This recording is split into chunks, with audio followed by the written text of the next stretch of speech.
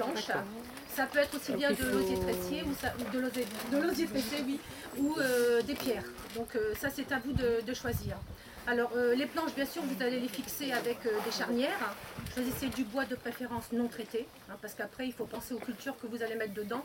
Vous risquez de transmettre les pesticides à vos légumes. Et puis bon, c'est vrai qu'on n'a pas envie de manger des cochonneries non plus, hein. Donc une fois que vous avez pensé à ça, vous allez délimiter votre espace, hein, où vous allez mettre vos planches. Et au fond du trou, vous allez bêcher. Il faut retourner la terre. Il ne faut surtout pas mettre de bâche. Pourquoi ne pas mettre de bâche? Parce que si vous en mettez une, vous allez empêcher la vie microbienne du sol. Le ver de terre, il ne pourra pas remonter, faire son travail. Et les autres insectes auxiliaires du sol, la microfaune et les champignons, pareil. Donc pas de bâche au fond. Donc on a délimité un petit peu sa surface à planter. Donc on a bêché, on commence à poser la structure qu'on a choisie. Et puis bah, là, vous allez mettre de la terre végétale. Hein, ça, c'est la première chose à faire. Alors, à cette terre végétale, vous allez y ajouter 10 à 20% de compost. Vous avez fait, Hein, merci beaucoup. Donc, une fois que vous avez préparé ça, et si vous n'avez pas de terre végétale, vous n'avez pas la possibilité d'en avoir, ben, on trouve du très bon terreau bio. Ben, ici, à Balgan, ils en vendent. Donc là, au moins, vous êtes sûr d'avoir des cultures réussies.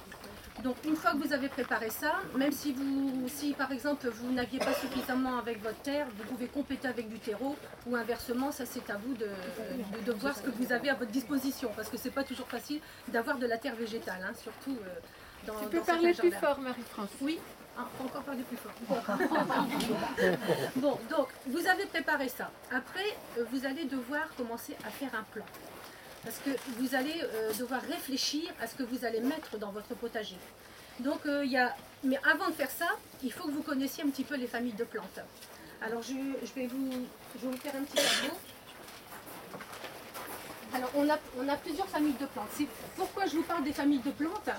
Parce qu'il va y avoir la rotation des cultures. Et on a aussi après des bonnes et des mauvaises associations. Donc tout ça, ça s'intègre dans un potager. Qu'il soit en carré ou qu'il soit autrement, c'est la condition sine qua non. Il faut toujours y penser. Pourquoi? Parce que si vous revenez avec la rotation des cultures, si vous revenez 2 années de suite avec la même culture, vous risquez des mauvais parasites et puis des parasites et des maladies qui sont communes à ce type de plante. Et pour l'éviter, l'idéal, c'est de changer de culture. Hein, par exemple, je vous donne un petit exemple comme ça. Si vous avez mis des pommes de terre une année, l'année d'après, vous ne revenez surtout pas avec des pommes de terre. Vous changez, vous allez avec une autre sorte de culture. Alors, je vais vous parler des familles de plantes. Alors, je vais essayer. Mais je pense qu'elle va vous le mettre sur le centre. Je pense, je ne sais pas. Il faudrait demander à Françoise, mais je pense. Hein. Je vais essayer de vous le mettre, mais je ne sais pas si tout le monde pourra voir. Alors, on a la famille des apiacées, autrefois appelée ombellifères. Alors, quand vous pensez apiacées, vous réfléchissez, le début du mot, c'est vous voyez, il y a api de abeille, apis abeille. Donc vous savez que ce sont des plantes qui attirent tous les insectes butineux. C'est une façon de reconnaître. Vous regardez dans votre jardin, avec l'observation, vous apprendrez énormément de choses. Donc les apiacées.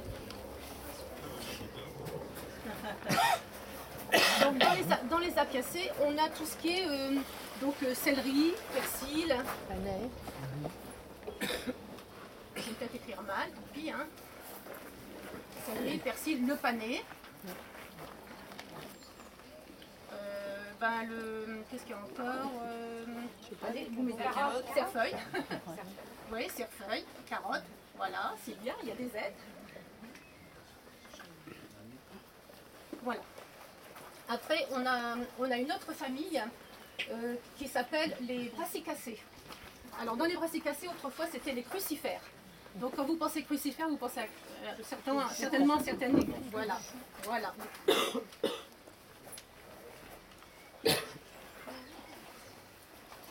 Alors, les choux, qu'est-ce qu'on a encore d'autre?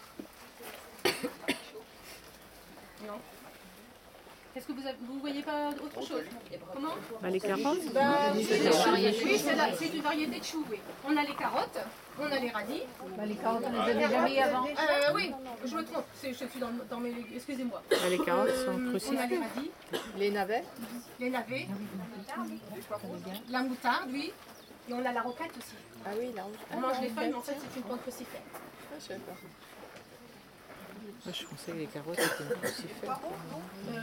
Le poireau, c'est pas une plante crucifère. Le tabaga. Le rutabaga aussi, oui, bah, c'est comme le navet, voilà, on l'a dit. Donc rutabaga, ça fait partie à peu près, c'est du chou navet, hein,